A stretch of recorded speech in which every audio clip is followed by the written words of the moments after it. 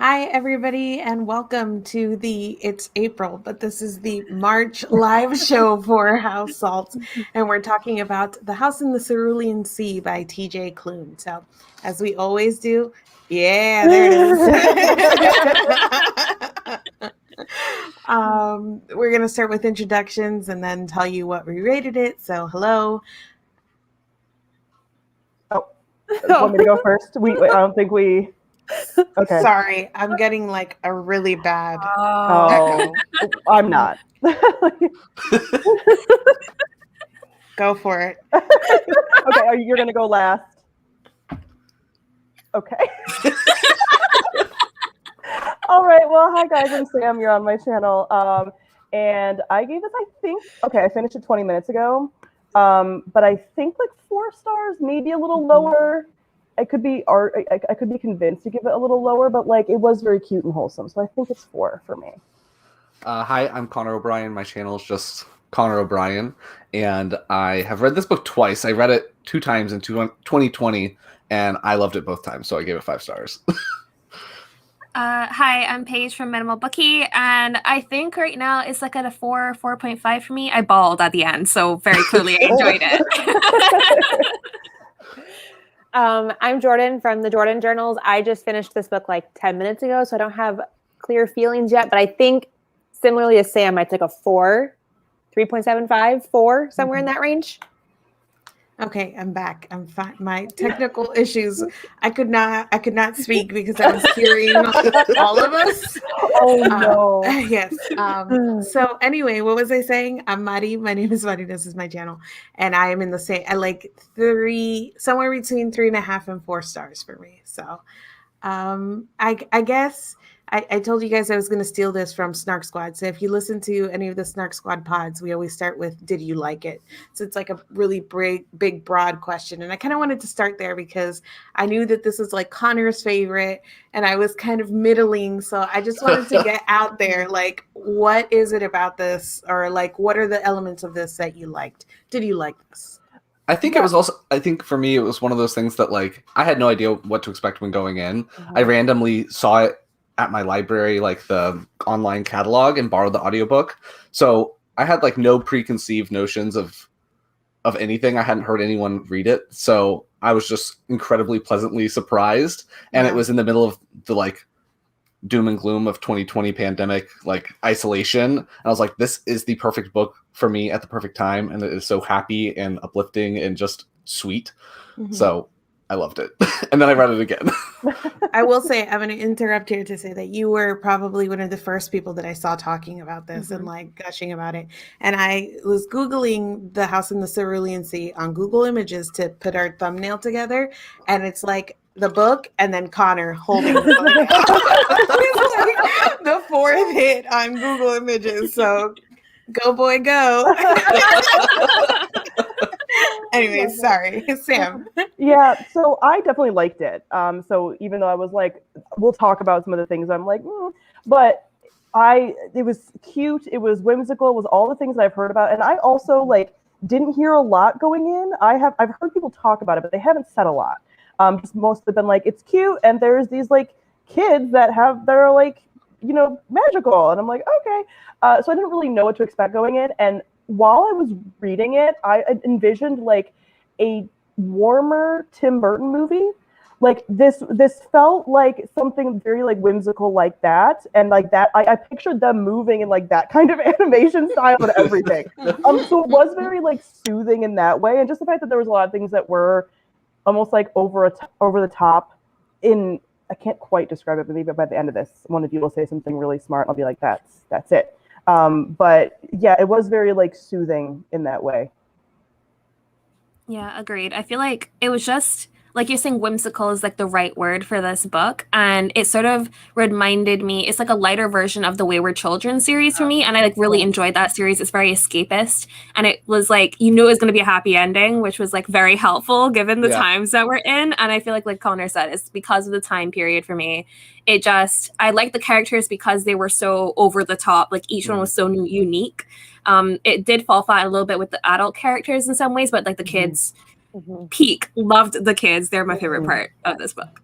Same. I thought the kids were the best part of the book. I really enjoyed them. And it also reminded me a lot of the Wayward Children series, but like a lighter, brighter version of that. But my definitely favorite part were the kids and their powers and their personalities. It's funny because Shauna McGuire is the one that blurbed. Yeah. Of course. I think that the hype machine got to me because coming to it now, I just had heard like a bunch about this was people's favorite book of 2020, like a lot of hype. So I was like, like ready. And I think I did too much in my own head and I was expecting something like this was a really good book, but I was expecting like out of this world sort of thing. And it didn't help. And it also didn't help that the comparison that I kept bringing up was one of my favorite series of all times, The Girl Who Circumnavigated Fairyland in a Ship of Her Own Making. So and the thing is that there are a lot of people who don't like that book. And if you don't like that book because it has too much flowery writing, I would recommend this book because it's got a lot of the same magical elements and a lot of the same like sort of characters, but with much plainer writing, where the reason that I love the Fairyland series is because of like that lush purple writing. So I kept comparing it, but I was like, the other one's better in my brain. And I was like, stop it, just enjoy the thing you're reading. So all of that is like personal to me. So I was reading it and I was like, no, I get why people love this. And I see people talking already about the kids. We're going to get to the kids. And that is also the thing that I love the most. But I want to talk about the adults. So we have Linus and Arthur. How did you guys feel about the two of them? In my head, Linus is like the mumbler from Office Space. Oh my God. You're not wrong. I don't think. Oh, wow. I just really appreciated seeing him like start to loosen up and not be so uptight, which is like the whole point of his arc. I don't know. I really liked seeing him go through that process. And on my second read around, I really enjoyed his interactions with like his neighbor and also the secretary woman. Like the secretary woman was awesome. She's so good. I feel like I liked Linus because like obviously he has like an arc throughout the entire book that you see, but Arthur was the one for me that sort of felt like less fleshed out, like especially because like he's supposed to be the love interest and you sort of like understand like that's sort of happening off to the side and like it's a kid's book, so obviously it's not going to be as like fleshed out as like I'm used to like reading, but it just sort of felt like it came really abruptly for me toward that point. But I was still 100% here for it. But like I feel like his character, because of like everything that he'd gone through, it was just really rushed toward the end to explain like what he could do, even though there were hints throughout, like one or two hints that he could like do the heat thing. Yeah, with Linus, like I'm still back and forth because on one hand, again, I'm picturing this like Tim Burton, like, kind of unassuming, shy character. But there were a couple things about him that didn't really connect for me based on just, I guess I didn't really know why the adults and even some of the kids, although the kids took, I feel like, longer to warm up to him. Everyone was just like, as soon as he arrived, we're like, there's something special about you. And it's like, no, there's not. Like, clearly there's not. There's a disconnect between like extremely upper management choosing him for this role because he is so like do. And then them being like, but we know you have a heart of gold. And it's like, but you haven't seen that yet.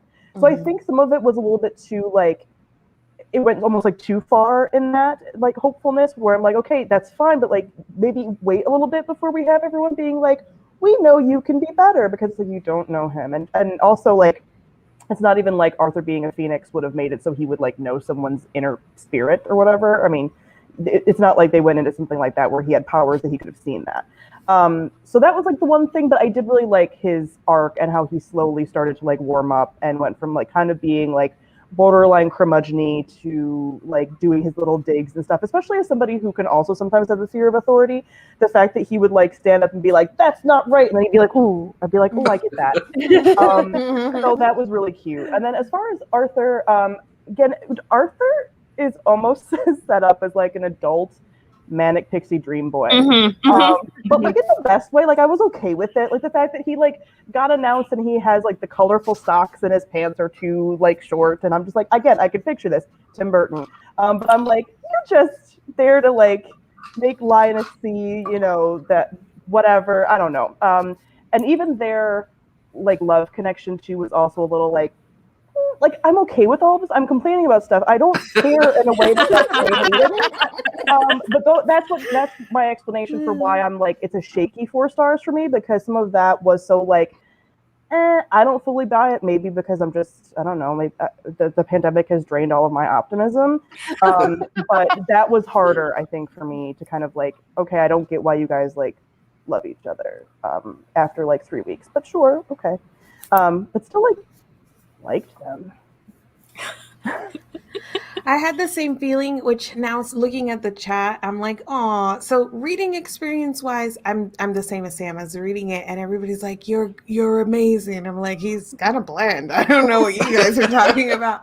But seeing people like, I don't know, the intellectually looking at this and being like, you know, somebody who's kind of bland, getting a second chance, and people seeing something in him and wanting him to be part of their family, and like an older guy in his 40s, like getting to reestablish his life. And I'm like looking at the chat like, yeah, you guys are right. Yeah, that element, I really like that adult characters were older.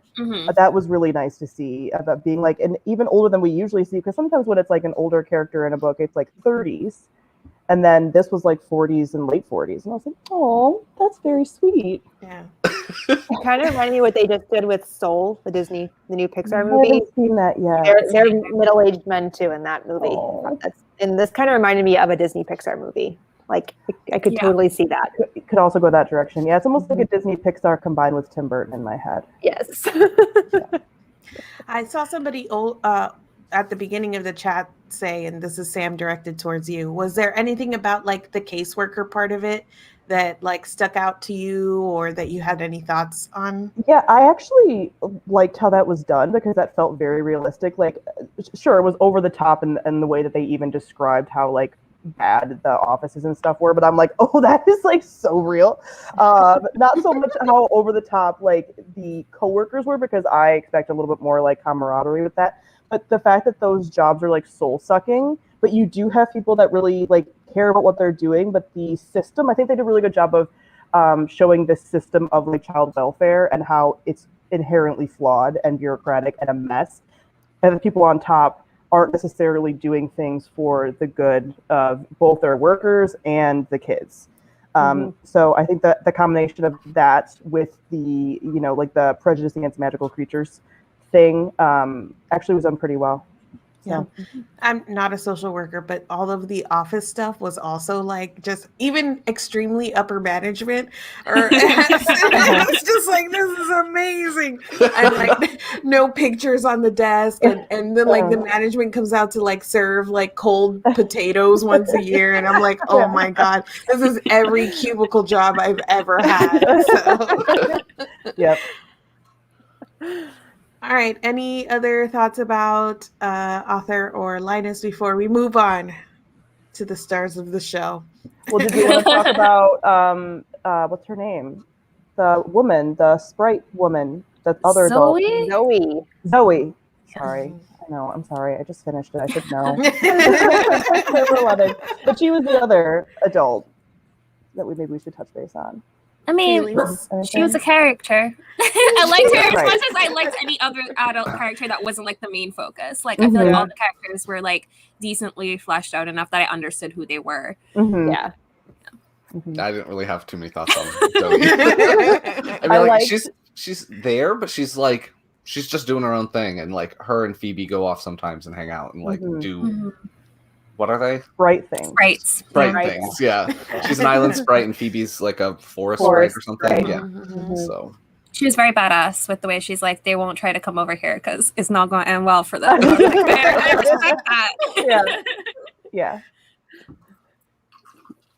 Okay. I didn't have any feelings. So we're moving on to Moving on to the children, which I I love think the children. which I think are definitely the highlight of this, even when I was kind of like in the beginning. So I will say that I thought it was a little slow in the beginning because it took like 16% of the book. I was looking at my audiobook before to get to the island even, and I'm like, I know where we're going, the house in the Cerulean Sea. Like, It's right there on the cover. I know. And it just took so long to get there that I wasn't like, I don't know, thrilled. But once we met the kids, it was like amazing for me. So I think one of the main questions that we saw coming up in chat was, who was your favorite child? Can't pick a favorite child. I can. Okay. Please, you go first. Lucy obviously was my favorite. I think it's Lucy. Same. Lucy, like, and then Sal is like right below because I just love Sal being like so quiet and like coming out of his shell. But like Lucy took it from the first introduction where he's like, "I'm a rain hellfire down on you." I'm like, "You're my favorite." He's like a 6-year-old kid. The drama queen. I loved him so much. I have a counter argument. I think Theodore, the Wervin, was my favorite because he's like a kitty dog and he like hits the buttons, and I thought that he was the cutest. But I loved all of them for different reasons because Chauncey wanting to be a bellhop. Yes. Very cute. It's like such a low like goal. It's like a random thing that he likes to throw in there. That was the sweetest thing. But I think I liked all of them. I think the only one, and I also really liked Dahlia, the gnome. Yes. So I think those were like my. Then I liked Sal too, and I liked all of them. I think the only one that we don't really get a lot from is the Phoebe. Fee. Is her name Phoebe or is it Fee? Fee. Okay. Fee. Because I was like, I don't think I misread that. It's been a while. We like don't see her. Like we see like that she's training and that she's a sprite, but like I feel like we got a lot of more backstory on the other kids and not so much hers. Like the only time that I was like, oh, was when Linus was talking to Extremely Upper Management about like how her whole family died and she like watched them die, and then that's why she turned some humans into trees. Which I was like, yeah, go girl. But like we don't get her personality as much as the rest of them, I think. I agree with that. I think in my review I say something about how we didn't get to see Fee as much, and then I reread the book and paid attention to when Fee shows up. Her parts are just a lot more mellow than everyone else's, so they kind of just fade in the background. But I feel like she doesn't have like. I think probably part of that is that I don't really remember many interactions with her and Linus. The biggest one was when she did the flower. Like she made him a flower that was yellow. And I was like, that's so cute.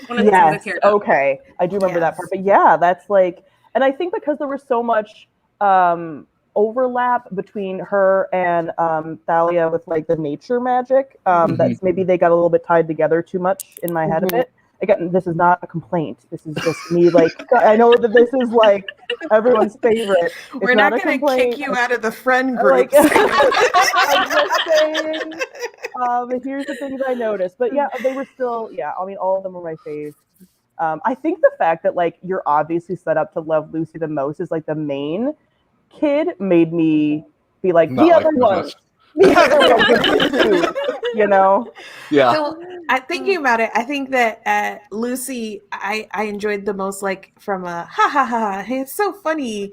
But Sal gave me the most feelings. But then also the blob with the bellhop, I forget his name. Chauncey. I just wanted the best things for him. Yes. And the fact that he would like hide under beds because people told him he was a monster. That's just so pure. I think that the narrator does the child voices extremely well too. Like so well. Did you all do audiobook? Yes. Okay, I'm the only one that didn't do audio, so I have nothing to say about that. The audiobook is like with the kids' voices. Like every voice, even like the record store guy who has like a very like dude bro voice. I was like, I love this voice actor. He's so good. Like, yes. Like Chauncey in the like audiobook has a, I guess like a lisp or something. Like and it's just like, I love you.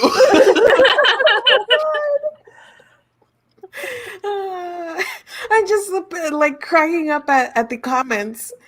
He's gonna be the best bellhop in the whole wide world. It's true. He just wants to do Linus's laundry. And then towards the end, when like the one hotel agrees to let Chauncey come and help out, I was like, yes, it's starting to happen. So cute. Oh, he wants I love it so much. I really loved Sal and Theo's friendship. I feel like they hung out all the time, and I was just like, you guys are the best. I know. Yeah, and someone mentioned that like the fact that the kids' powers are not like super common, like they're all like really random. Like the fact that we have like a shapeshifter that turns into a Pomeranian. My fave. Fave. Oh my god! And, like, I love. I like the fact that like Chauncey is like a blob, but they don't even know what he is. They're like, we don't know. We think maybe he's like part jellyfish. He's a bellhop. That's what he is. Like,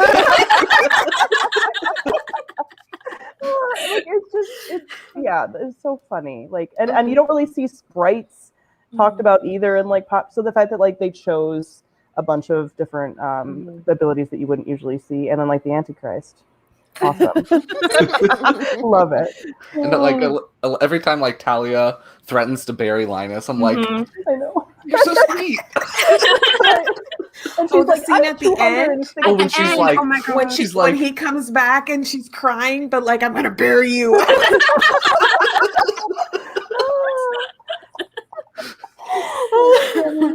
It's so good. I will say that I love found families, and like this is everything that this book does is like a little bit on the nose, right? It's like over the top or whatever. But I think that the reason that it worked well for me here, just being kind of over the top, is because of like the way that they put the magical society, like these magical kids are kept apart, and there's like a really interesting like world in the background in terms of what happens to all these people who can do magic. So every time we got a little bit of backstory from the kids and they're like the only one left, or they're all their family, I was just like, oh my God, this book is tearing me apart. I feel like Sal was the saddest too, because of like that poem about paper, and then Linus repeats the entire thing, and I was like full on sobbing by that point. Sal was the most like accurate for like a foster youth.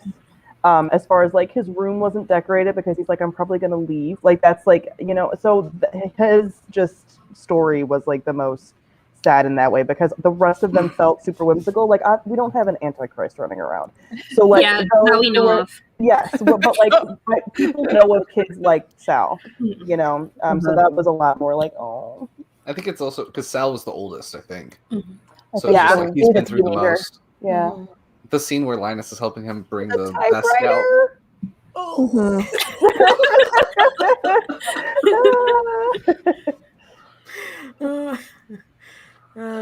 Although I was dying the scene where Arthur asks, or like, hey, can you hear the noise in the background? And Linus takes it like in the totally wrong direction. And he's like, it's the typewriter is out of the closet. It's like in his room now.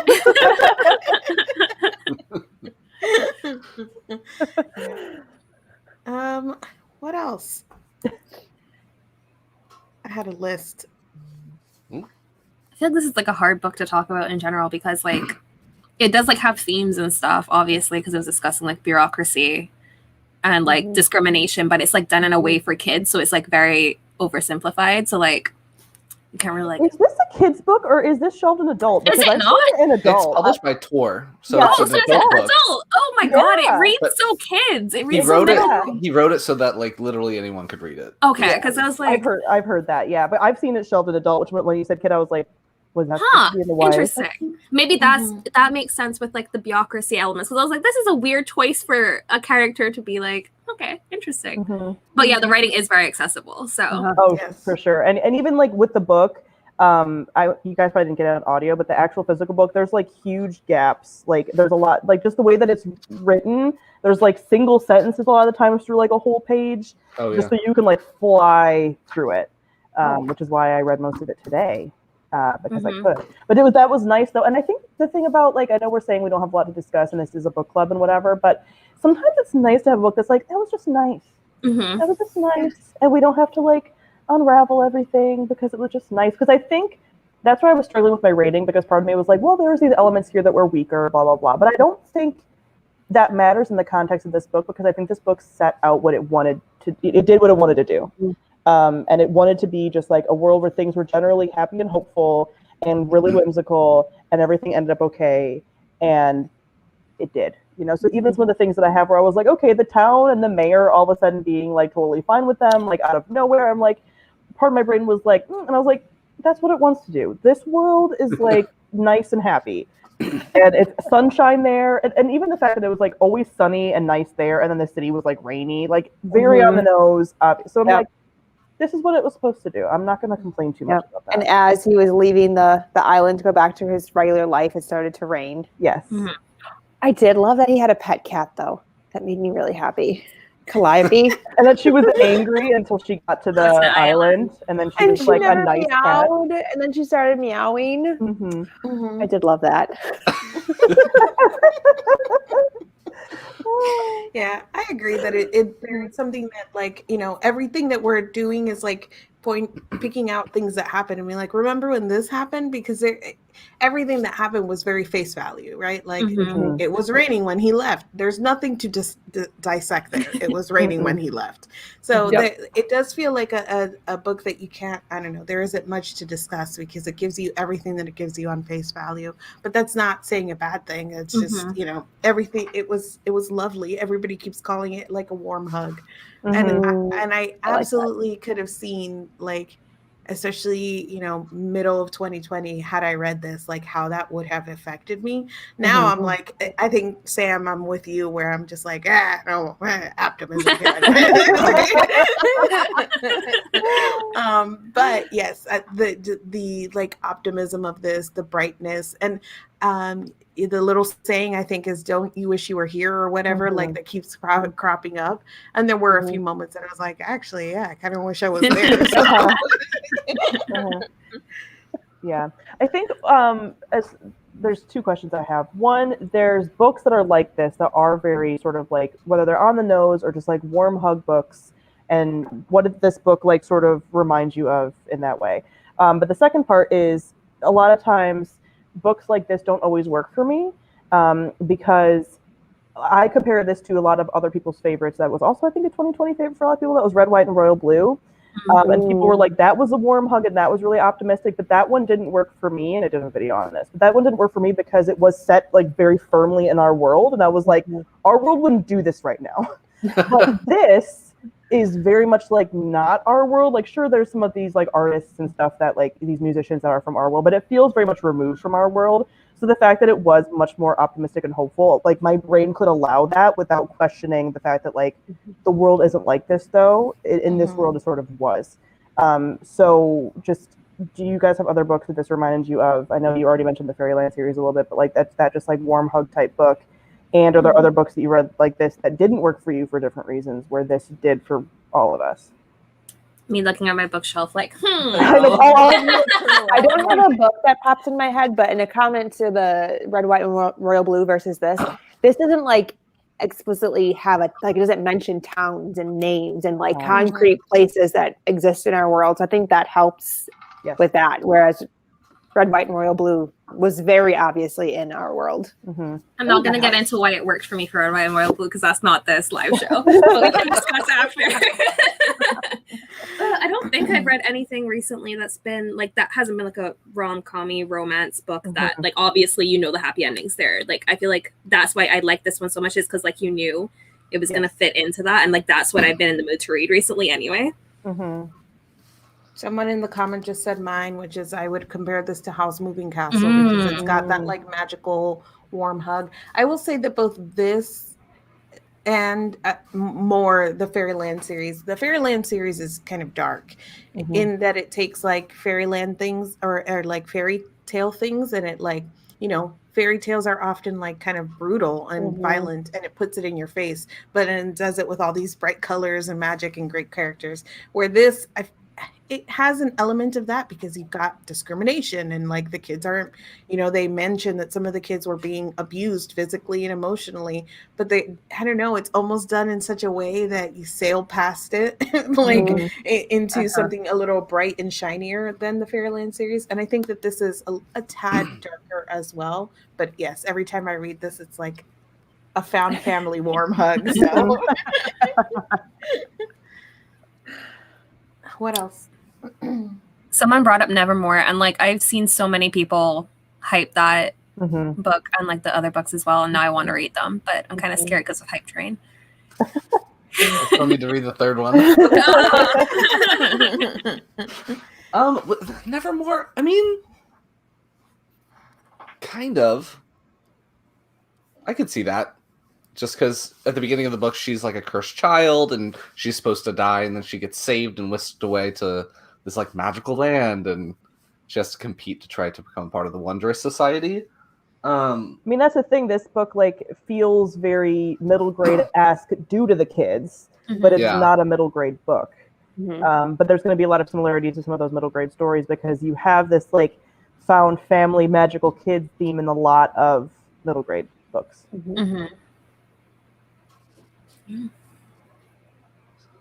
Do you have any, Sam? No. I don't do warm hugs. I was gonna say, do I read happy things, guys? Like, I mean, I'm trying to look back at like the first thing I see when I look back is Wicked Saints. So like, very not in line with. Yeah. Someone said Becky Chambers books, like the space I one. can kind of see that. Yeah.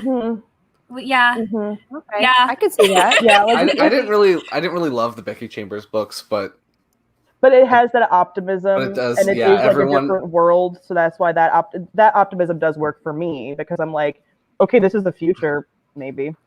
You know, like the moment someone says anything wrong or like does anything wrong, they're always like, "Oh my gosh, I'm so sorry," blah blah blah, and then they make it right, and then it's like, okay, and then they move on. I was like, what? The other thing that's right behind me next to Howl's Moving Castle is the Underland Chronicles. So Gregor the Overlander by Suzanne Collins.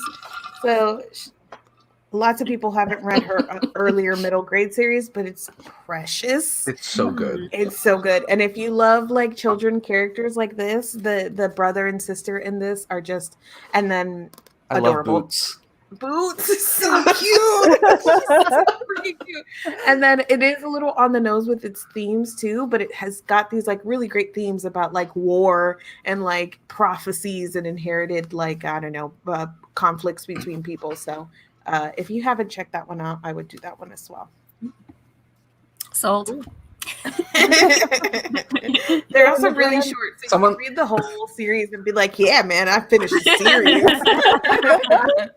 Someone said Paladin's Grace, and I have that one here. So I love how every like middle grade Connor's just like, Connor's like, I got that. I don't think that this is middle grade. No, maybe it is. The writing's quite large. I think it's adult though. I don't know. We'll see. So from a book club standpoint now, just a review, because our first quarter, was our first quarter? Yes. Yes, our first quarter, book, yeah. Man, is done. So how have we done? So the first January was great. Legendborn. Okay. So Legendborn was fantastic. Last month was Lore. We did not like that. And then this has gone back up. Yes. Yeah. Yeah. We're doing pretty good. We're doing pretty good. Yeah, this is a good bounce back. I will say that I also like read this entire thing today too. You know, not a surprise, on brand. But it was a good like binge read as well. Like there are some times that I leave it for the last minute and I'm like, what have I done to myself? That was Lore. That was Lore. Yes, correct. But this was just like all day. I was like, yeah.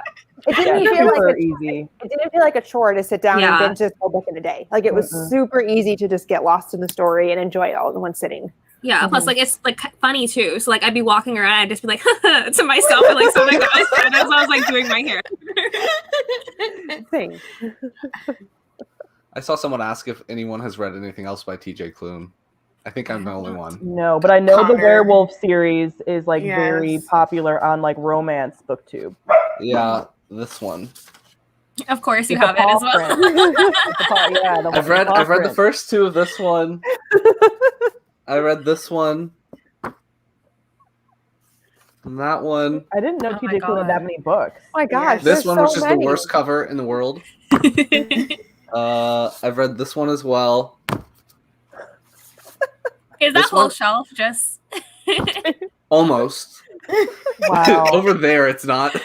But So if you want like camp, this one is the one for you. There's more. Yeah. Did all of this happen after the House in the Cerulean Sea? Were you like, I Yeah. love this, and then you read all of them? I was like, I want to see what else is out there. So most of his other books are like adult though, so there's going to be sexy times and everything like that. He came out with a YA book, which I also have read. All of them. Yes. This one came out last year, and I I've think the seen sequel's that coming one. out soon. Yeah, I've seen the cover. So if you're wanting more YA style stuff, you can go for that one as well. Connor, which does Connor recommend? Says the chat.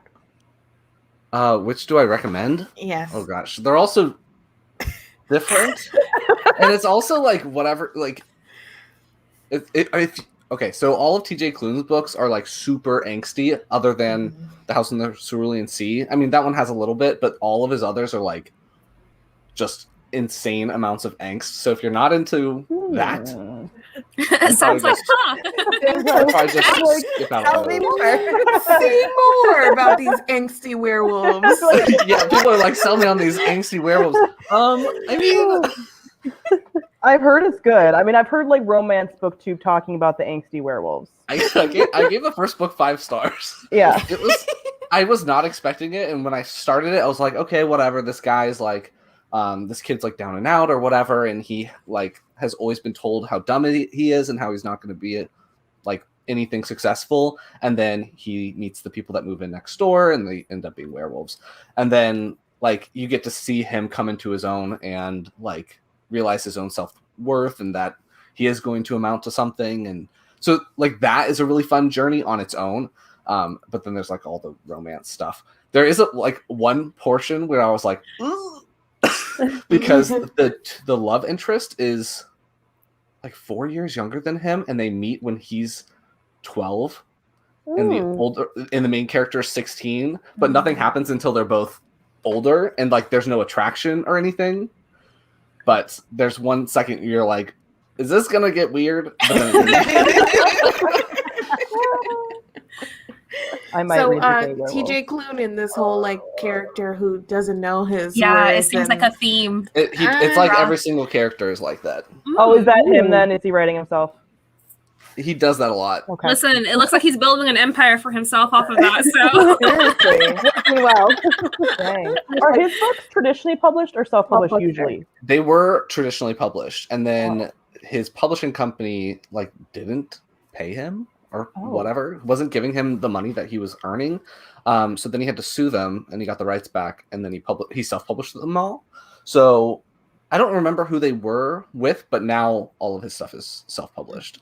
He did not republish a couple, or one, because he decided not to continue the series, so you can't find that one. Although my library has a copy, so I might read it anyway. oh my So God, you're Connor, like a the deep stat. dive into TJ Klune video is coming from you, Mm, right? clearly. Like a Well, whole, I have individual reviews for all of the ones no, that I've read. no. Deep dive into all of TJ Klune with all of his backstory that you obviously know. In a Well, I was video. like, why are these all I'm giving you self-published? Doesn't make any content. sense. I'm giving you Okay, I'll content. okay. Like, okay, I'll do it. I just want Twist. the background to be like, you know, the gif of like all the strings and he's like, Yeah. Yeah. Someone said Dream Spinner Press. That was it. Okay. Interesting. All right. Any other questions thanks, from you Gray. guys or from the chat? Because Yeah. I got no other feelings, man. Very And it's true. also now late enough at night that my brain's like, I did all my work for today. we did it. We We did. did We a did do day. our work. What else do you want? Well, should we announce next month's book Yes. then? So hold on. Now it's buried under. You're announcing it to me too because I've forgotten. So Ma'am. Talked about it. Well, we Ma'am. had two. I don't even know that we really decided, I but don't think we did. You decided for us, I think- and I saw the thumbnail, and that's when I was like, "Oh, this is the one." We picked. What is it? well, I made the thumbnail because we had to decide it. So Yeah. Scythe by Neil Right. Shusterman. Oh, nice. I've read that one. Right. That's the one. I'll tell the chat. It was between this and what was the other one? Serpent and Dove. I was Serpent and gonna. Dove. I was said Blood and Honey. Maybe that's the second book. That's the It second is. one. Yeah. Okay. Serpent and Dove. But I last minute You made the made call. the decisive call. Honestly, that's Maddie great decided for for us. on that one. So 10 out of 10. The second book of the side series ends so like so. Good thing we're not reading the How second about this one? Does this end on a cliffhanger? No, I mean not really. No. Okay. Good. I will tell you, I started reading this. I got halfway through and I was like loving it, but then something happened like halfway through that stressed me out so much that I had to put it down and walk away, and I never came back. Oh, I was no. like, oh no. Oh no. I don't know that like 2021 Maddie is any less stressed out, but we're gonna do our best to actually read this. Yeah. I do read a lot of Schusterman, yeah. Well, 2 for 2. Yeah. Yeah. These are Connor-centered takes. I do individual I'd like to his reviews book. for Schusterman's Yeah. book too. Wait, I think I have the third book right here. Yeah. Of course. This one's also by Schusterman, and this Wow. one too. Literally that shelf and one shelf here. Klune one there for Schusterman.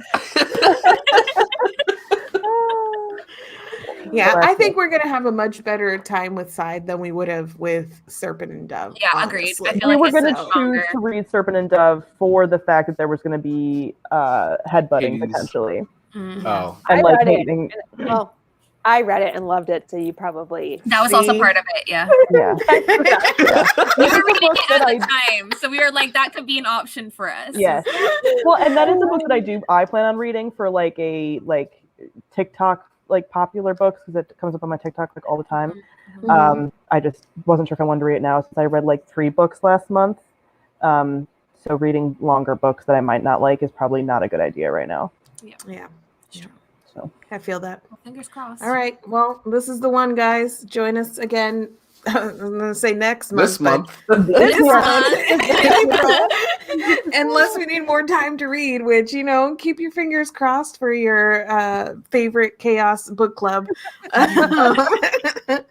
All of the information on when and where will be on our Twitter, and I think we still update our Instagram, but you can check all that information out. Where is it? I still need to post this picture from last year. God. okay. And check out on our Twitter. Sorry. And we'll see you guys later this month. All right, bye.